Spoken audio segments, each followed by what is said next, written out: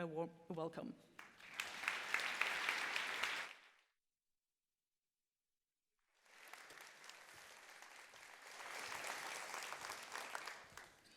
Good morning, everyone. Wow, this is amazing.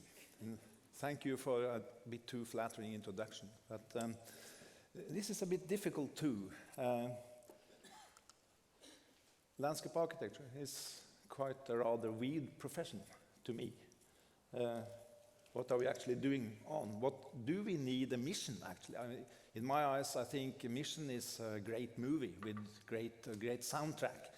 But now we will always ask for this mission, and is there really a demand for that? When we know about the fertile groves, the nice garden of Edouard Manet, is this more than just beauty? Well, I think it is. It has to do with values. And as some of you will recognize, this is Norway and Japan. And equality is profound. Norway is bigger than Japan. We're 385,000 square kilometers. And, stunning 5.3 million people. Japan is smaller, but not for the population. And that's probably it creates a kind of disorder. We will try to be a bit Japan. So we are constructing something that could be everywhere, like we heard from the excellent speech yesterday. We're looking for everywhere, and that's nothing. So the landscape architect, we should never forget that we have to start with investigating the site, like Catherine Gustavsson said yesterday. We will have to dig into the site. And what's that? My site is Oslo, from 1905 to this year. And we have images of the Oslo qualities. And 1905, not because my father was born there, but it's of course because the nation, the rebirth of Norway was in 1905 when the Danish prince arrived close to here. And there was a new nation, new visions.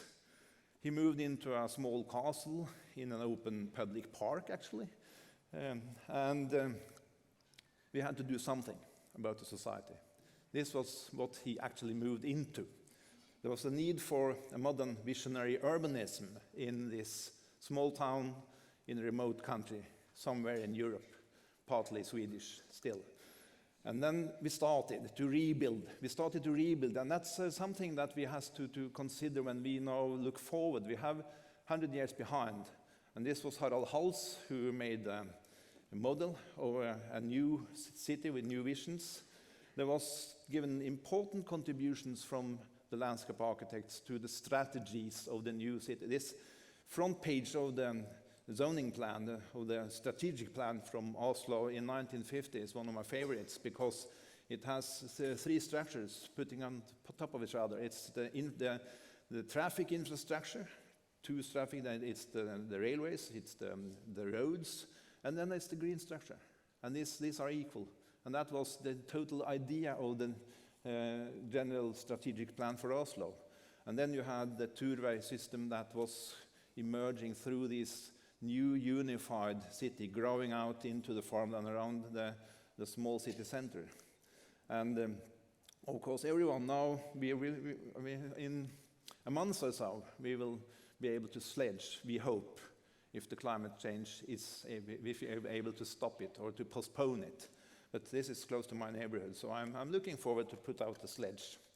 And they were made extremely nice designs for public parks in the city. This is the first part of Akerselva, which we probably will visit on Friday morning.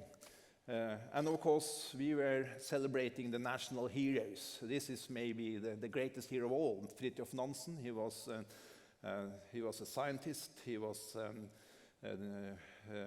explorer, and he was a diplomat, and he was a skier. That's the important thing. He was a skier. And where did he ski? Yes, he was skiing just outside Oslo, in the forests, in the surrounding of the city. And all this was altogether an effort to build the welfare society. And it was quite easy, being a landscape architect in the first 50 years of this field, because we were just building up the general ideas of well-being in a modern society. But then something happened in the 60s. There were new values, there were new concerns. This is the famous front page of Gordon Cullen's Townscape from the early 60s. The old chap, he was drawing his visions of a good city on the sidewalk in a deserted suburb. And that has very much to do with a new doubt. And it's quite interesting that the Landscape Institute, they had Declaration of Concern in 66. This is Bishop John Ormsby Simmons that was part of that declaration. And they were extremely concerned of what happened to America. And then Club of Rome had their famous Limits to Growth in 72. And I think that was a quite formative book when I started studying about then, because what was actually happening to the globe. And looking back, nearly 50 years, it's interesting that this was mostly a computerized model study. They could make a computerized studies on where is the globe actually developing. And then we had the journal Landskap that in 75 had a long series of articles of the mission of the landscape architect. And by then, some of the seniors of our profession by then, they were writing very interesting abstracts and the reflections on the situation in time. So everyone should go back. I think a lot of these small texts, they are quite readable, nearly 50 years after. And then the Landscape Institute, they were celebrating 50 years after the Declaration of Concern. I made a new one, and that's only 3 years ago. And it's interesting too, because it's more or less rewinding the same concerns. We are quite concerned about where we are going, where we are. And where are we? This is some of the explanation, I think, because I was out there on several occasions like that. That was part of a new culture. And 50 years of individualism has been the history since the Declaration of Concern. And when you're an individual, you have other concerns than if you are building a society inside a new political development, like our professional fathers did after 1919. We have some obvious achievements. We have had the possibility to make excellent designs, some interesting discussions with occupants, not far from here, there are some of them. And we have design excellency. We have been able to do nicer things than probably a couple of years ago, like Seafront Oslo, like Kari mentioned. Nansenparken Fornebu, excellent design. Very interesting that the park was developed before they started to build housing. And with the playgrounds, with everything that you need to fulfill some of the ideas of Marius Røne and the forefathers in Oslo. But actually, what happened to the park director in these years? Where did the park director go? A couple of years ago, I made a speech for the Association of Park Organizations in Norway and asked in the audience, how many park directors are here? There were 2. And I think one of the explanations is, this is the park director Riggers, with excellent climbing rows. That was where the park directors went. So actually now there are growing public engagement. There is a demand for professional skills in ambitious participatory schemes. We are facing these people, the people that are concerned about what's happening. Are you really going to build a motorway? Are you going to take down the nice old houses and replace them with only new ones? Is this the society that we actually want to build? So we have to negotiate, we have to discuss, we have to include in the process.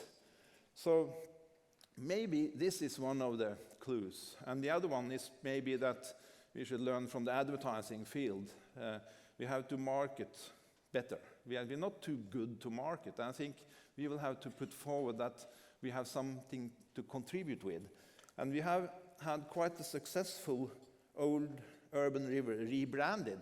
The project started in 1916, actually, before they started educating landscape architects at all. But it was rebranded, and that was a successful task. We'll go there, like I said. We have to rebrand probably how you bicycle in the street when you are doing that so extensively, and we are trying to rebrand a green route as part of the Oslo bicycle efforts. You have tried to rebrand the old city of Oslo. They're trying to call it Pompeii Oslo. I think that was maybe a bit ambitious. The Romans never got here. And we just have to remember to remind them that this is not Oslo, and this is Roman. And that's something of a difference. And when we go into the advertising field, we always see that new housing schemes, they are branded.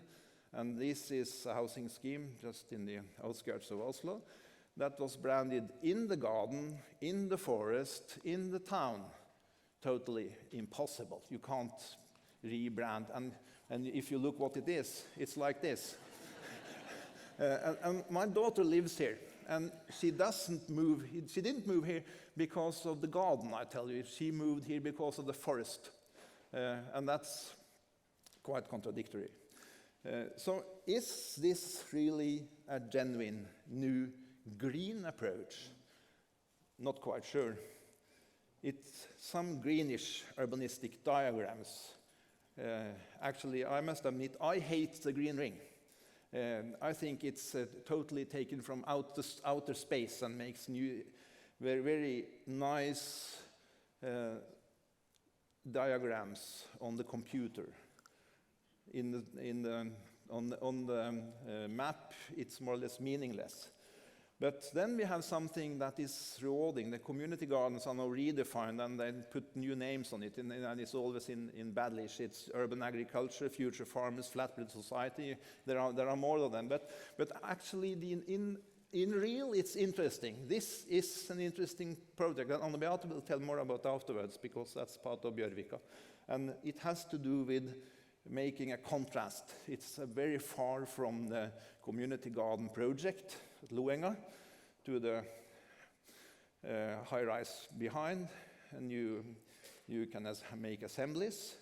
And all this all together creates something like a maze. Where are we actually going? Is it possible to get out of this maze? It might be interesting, it might be very nice pruned hedges, but where are we going? I think we will just have to keep on working on multiple fields. At least two of them is important. We should never leave the possibility of being a crucial part of staging the urban transformation. If not the landscape architects take responsibility in the urban transformation, there will be no trees, for sure. There will be less people. It's not quite sure that they will think about how to come there with a kayak. So I think that the urban transformation is a crucial part to be a part of. And we should not forget the smallest things, because to design what is almost invisible, very small things, has always been a crucial part of what we are doing. We have to do small things that might to be altered. We must design things that need time to grow. So I think those two is very, very, very central. And we have to reflect on creative solutions. Best place to reflect is out in nature. And that's maybe the main aspect of this mission, because I think that the main mission for landscape architecture is to display Mother Nature to all the new generations. And that has to do with thinking forward and looking backward to respond to what we have actually learned. Thank you.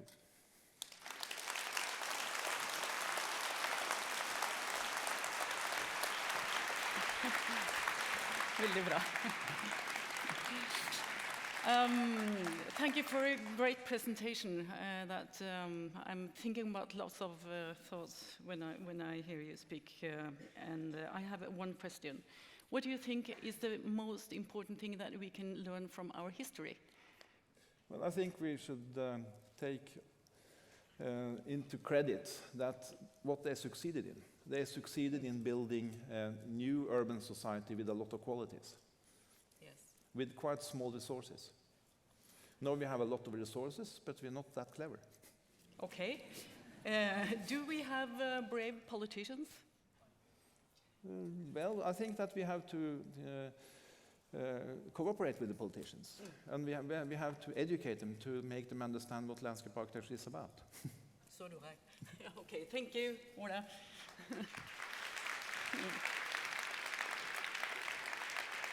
Okay, we are moving to green mobility. Norway has a great political driven incentive for electrical fossil-free transportation. First out was electrical cars, then electrical bikes, scooters, buses, and boats will follow. Even the foot-operated scooters has invaded this city for better or worse. I don't know. What do you think? You have been moving around in this city a couple of days now, so maybe it's disturbing. I don't know.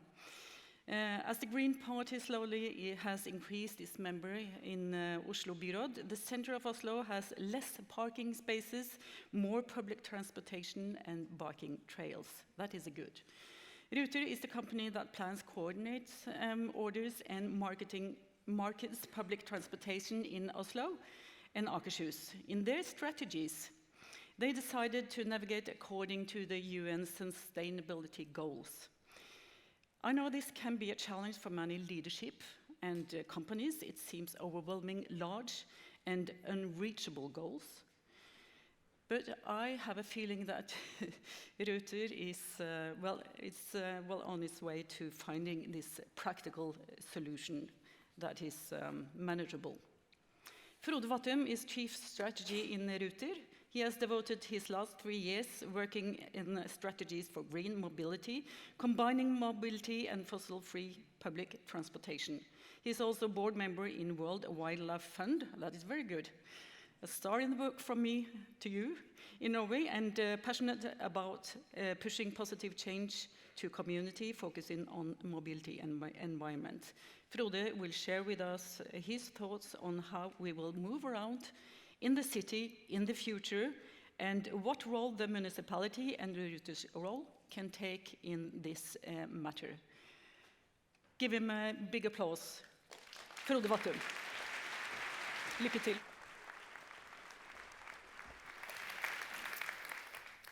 Thank you very much. I will speak, as was said, about the future of mobility, and I will try to explain also why the future of mobility is a lot more than the future of mobility. It's about the future of how we're going to live, and also about definitely the city, how the future city will be. So to do that, some context, because not everybody is from Norway. The public transportation in the Norwegian capital region is those small, the red piece there within the country, and it was stated that it's a few people in Norway as such.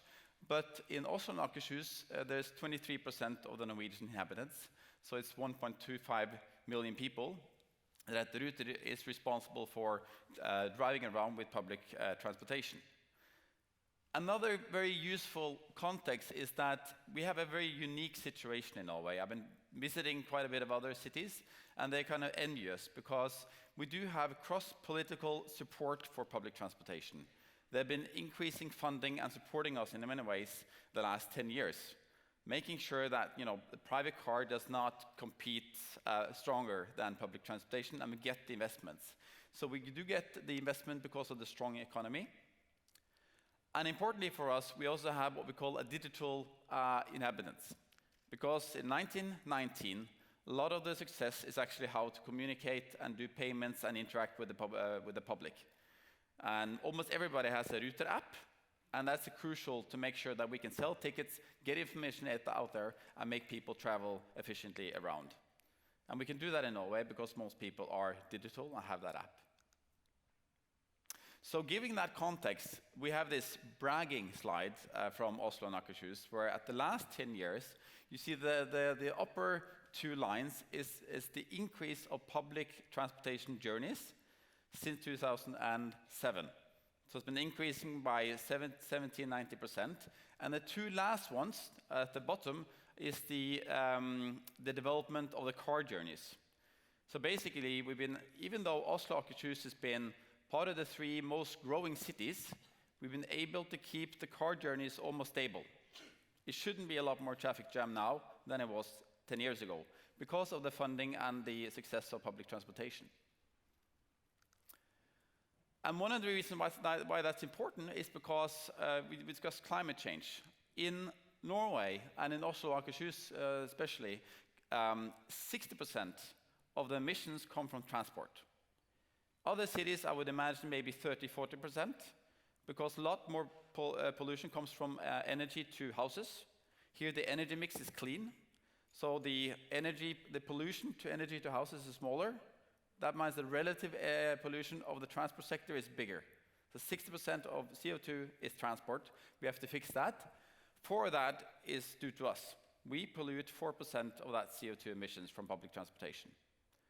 So by that, we have the responsibility, and we needed to set two targets. One is being fossil-free next year. So next year, we have been taking out all diesel and fossil fuels, and changing it to biofuels and electric. And now we just set a new target. By 2028, we will be able to have only electric vehicles running with the benefits that has. So when you look at that slide going upwards, some people could say, and we actually did say some years ago, this is great, we're just going to continue. We're going to get more money from the politicians, we're just going to continue driving more buses, and we're going to have more success. The lines are going to go up and up and up. And we think that's not true, because the transportation industry is one of the top industries that we call is in disruption, whatever that means. It basically means that radical things changing to it. And the reason for that is these 4 drivers. 4 big words: electric, autonomous, connected, and shared. Now, when these things happen, and it's happening quite fast in many of those areas, you can actually have 2 very different scenarios. At the one hand side, it's like, this means that we get cars that is a lot better. We get an autonomous, electrified Tesla that is connected, so it knows exactly when you have to be where, and it gets you there. You can communicate directly to your friends, families, and find out when they're delayed, etc., etc. So you will drive that Tesla yourself even more. Sounds great. But if you do that with 1.3 million people, it's not going to be great. We made calculations, it's going to be traffic jam, and you will have cars all over the place. The other alternative is that you use these drivers, and it's going to be a better, more optimized way of transporting ourselves. Right now, we sit 1.15 people in the car. It's only just one person driving the car. So if you use the cars better, if we can optimize the transportation system, we can probably use about 4% of the cars we have today. And we made the calculation. And we can get you the same mobility as you do today, if the car is autonomized and if connected to other cars, etc. So what's the difference between the one scenario, which I think for you as architects, which need to use the space for something else, would be great. The other one is not that great, because we now have more cars. The difference is the level of sharing. Are we going to, in the future, sit in our own cars driving back and forth, or are we going to have good sharing qualities? Now, public transportation is actually about sharing. We're trying to put most of you, as many as possible, into a bus or a subway or a tram or a boat.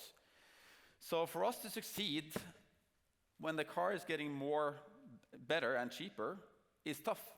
So the way we have to be relevant in the future is just 2 things. We have to be really good at being customer focused. We have to understand us as customers, and what you need. What is your issue and how can we solve it? Maybe better than a private car, or better than an autonomous car, or better than Uber, or better than whoever can provide you with something else. And the second challenge we have, and the thing we have to do, is to make sure that we do that in a way that is societal beneficial, that is good for society.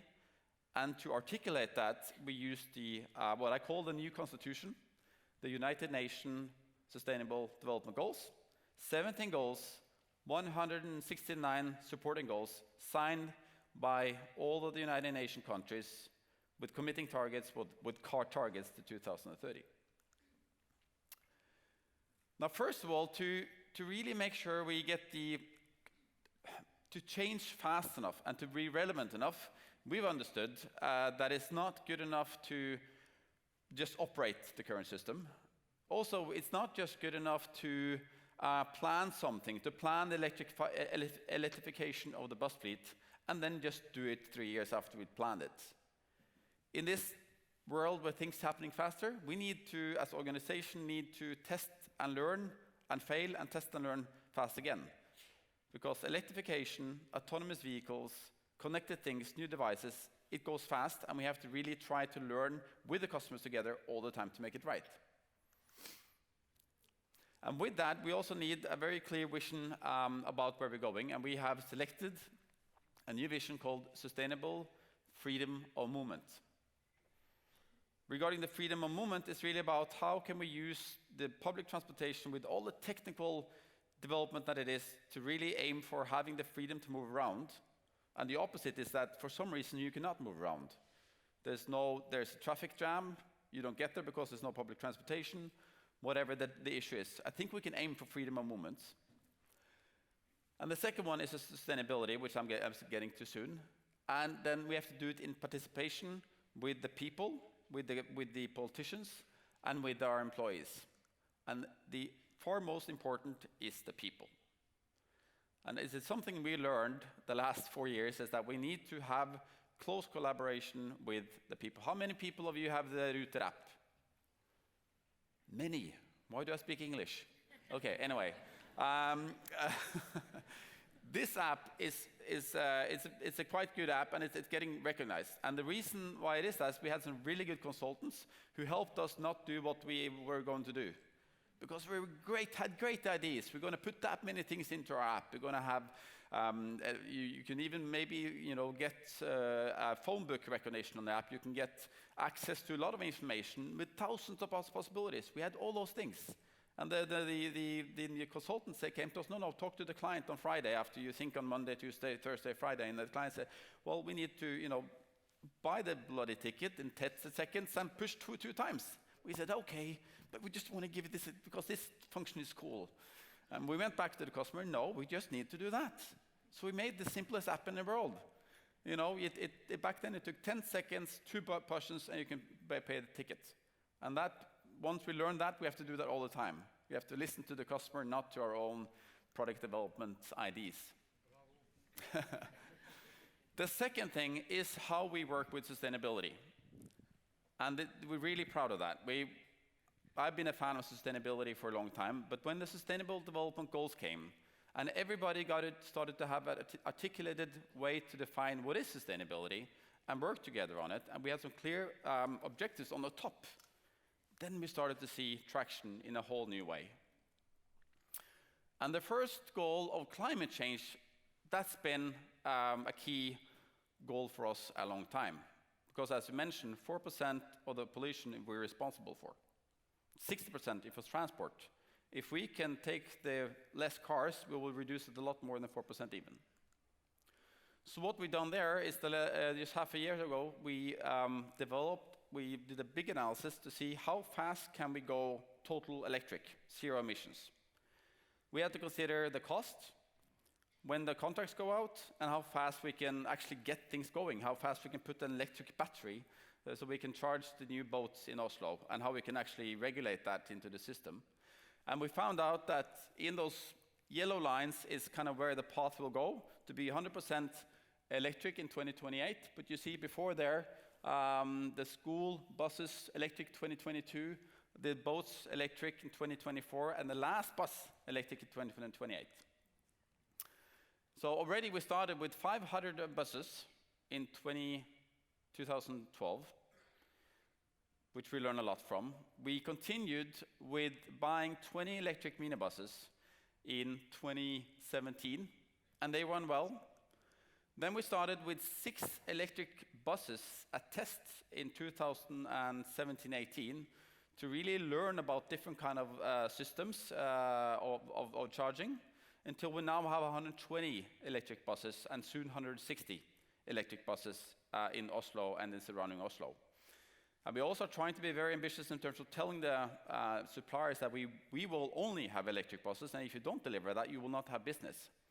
And you see, together with Transport for London and others, we have some kind of procurement power. We actually procure for 2% of what the Norwegian procurement money goes to. So if this is the pot of everything the public sector in Norway procure, 2% procured through us on public transportation. So we're responsible for a lot of money, and we can impact them. So we actually got the first regional electric bus to Norway, because we're very clear we needed that kind of a long bus to run longer distances, and we have to have it on electric. The Nesoddbåtene, the King, went electric just some weeks ago.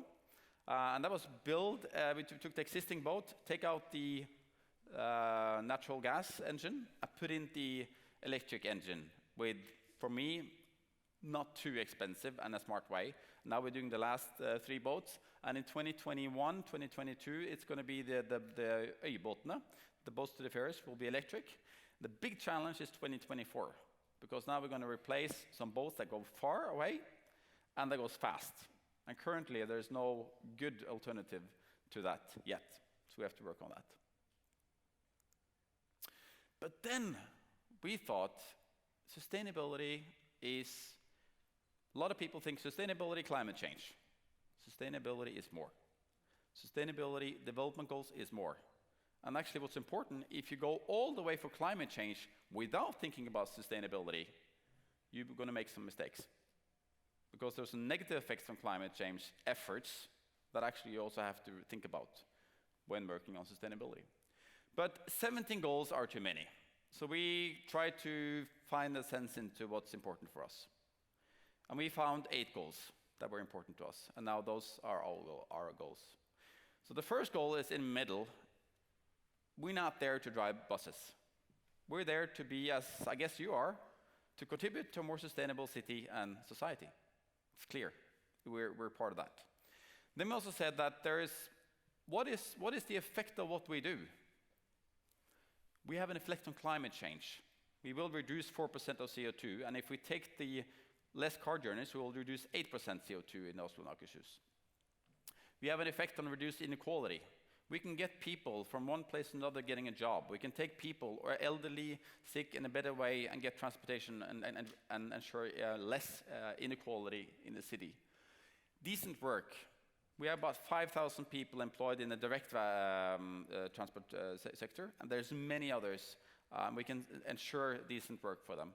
And also health.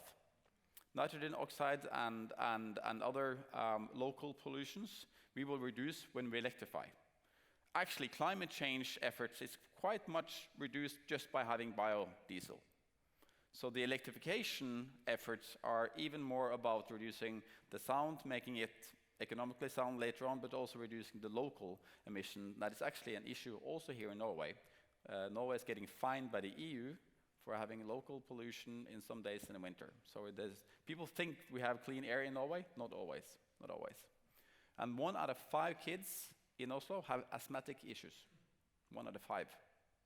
There is an issue also in Norway. And then we see there's 3 goals that actually is the key to making this happen. It's about making sure we get the infrastructure right to have good transportation and mobility. And making sure we drive innovation with the public sector and the public goods in mind.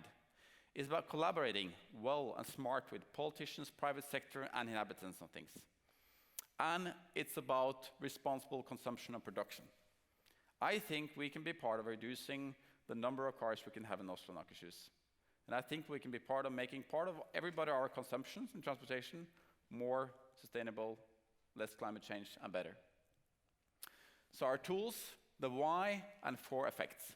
And to understand, to really get something out of the sustainability development goals, we have to engage people. So when we had those 8 goals, we got everybody in Ruter, it's 253 people together. But we said, we tell the story, people got engaged. But said, well, what does it actually mean? What does this goal mean for you? And we actually found some kind of a battery of energy that we haven't found. And people got really engaged, and they started defining, what do we mean by less inequality? How do we contribute, good and bad? Is there a dilemma we have to discuss? So we defined 4 things within each target that we could work, and people really understood the value of what they did. The guy who stood and took the car to support the buses for the school kids, he understood the value that he provided to those families through discussions and processing about the Sustainable Development Goals. So people got engaged, and everybody started to working and having ideas about what to do. Then we put it into the steering of Ruter. So we have the vision, sustainable freedom of movement, bærekraftig bevegelsesfrihet.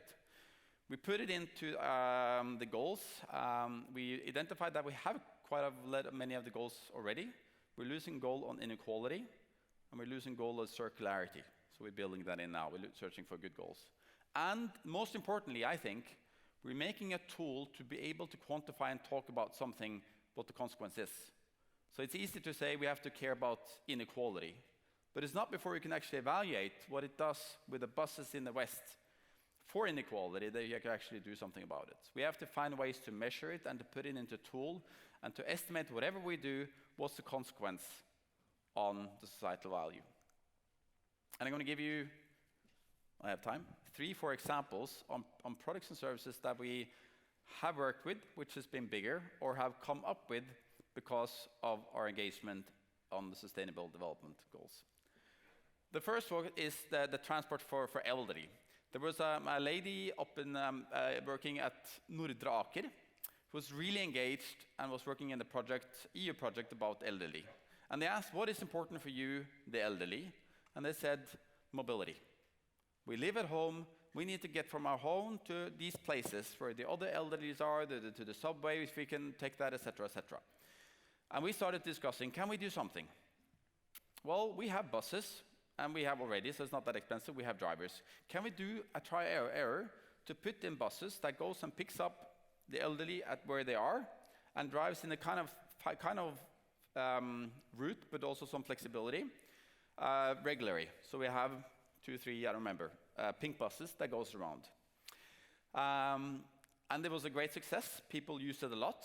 And the funny thing is the societal value of it. I mean, it cost us a bit of money, but they fund it. But how much do we create of societal value by getting elderly to be happy, to live longer home and not stay on the hospital or elderly home because that's money, costs money, or take the taxi? Societal value is, I believe, very big. We're trying to estimate it. So let's do smart things, even if it's not in the spectrum of products that Ruter used to have. The second thing is activities transport, where Stabæk, a place in Bettum, to the west, they came to us and said, well, we have 120 kids who are driving up to, or are going to the football academy. It leads to 100 car journeys with the parents going up to that place. That's not smart. Can we do something? Well, again, we have the school buses. It stands there. The drivers are not too expensive. Let's do something and you pay for it. And we did it. And first of all, so we take away 100 cars in the afternoon. We replace it by 10 buses. That's environmental sound, a lot of good points. Secondly, the trainers love us because they don't have the parents who stand on the side yelling. It's important. And thirdly, which I think was the most touching one, is that there were some parents who really said, we made a big difference because with this solution, their kid could go to football practice.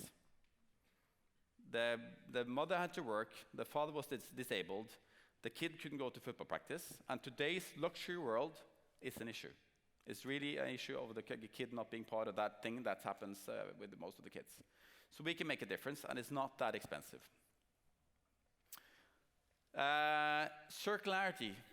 Everybody was engaged. Everybody was proud to say that we will go electric in Oslo.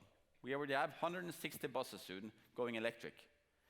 Then we started to think, okay, what does that mean? Well, it also means actually that we get 2 tons of battery in the buses that's not been there before. And we have a complete new value chain because of different suppliers. So what I found out when I did the analysis is that we reduce zero emissions by buses driving there from to zero.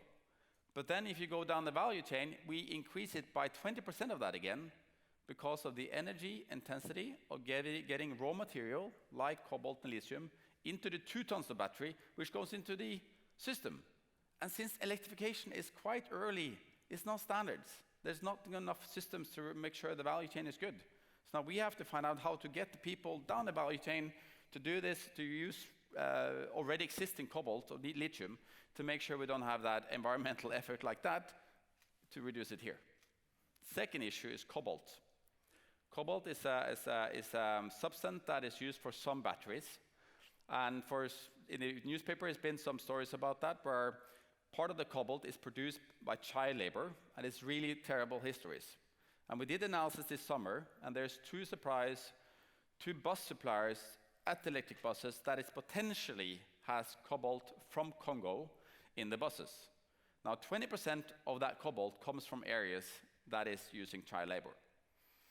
Now, we're not going to stop using them because this is truly important for Congo, and it's a very small part which is bad, but we're now working with Amnesty International to try to solve this. And again, as a publicly owned entity, we should and are allowed to use time to make this true. And with our money and with our things in the contract, we can just demand people to understand and track backwards and make sure that doesn't happen. And lastly,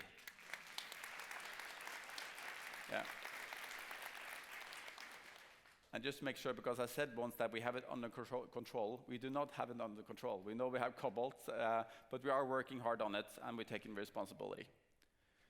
And lastly, which is maybe my favorite example, is this one. Public transportation and Ruter, I think, has had a tendency to, let's go for as much as public transportation as we can.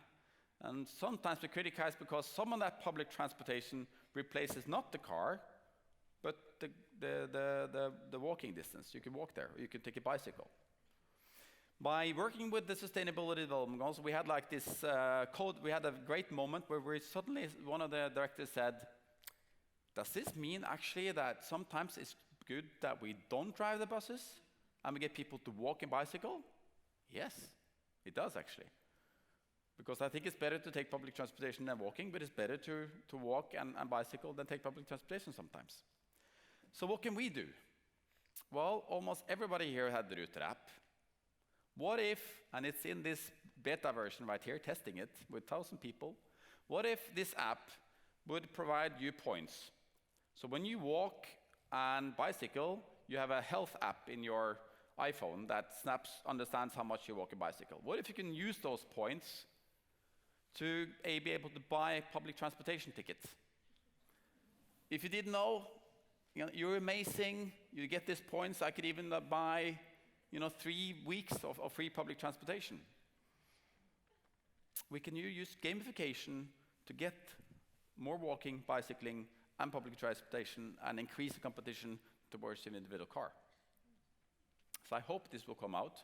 And people think, well, is that crazy? Are you going to use publicly money that you have in your Ruter to sponsor bicycling and walking? And I think, yes.